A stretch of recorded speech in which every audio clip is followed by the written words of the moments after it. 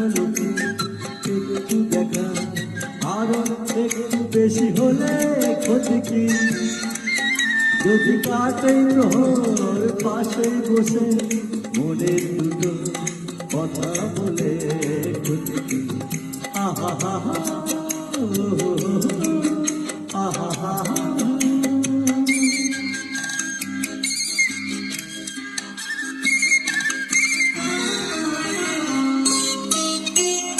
মিষ্টি হাসির দুষ্টুমিতে ভালোই লাগে সারা দিতে, ও সারা দিতে।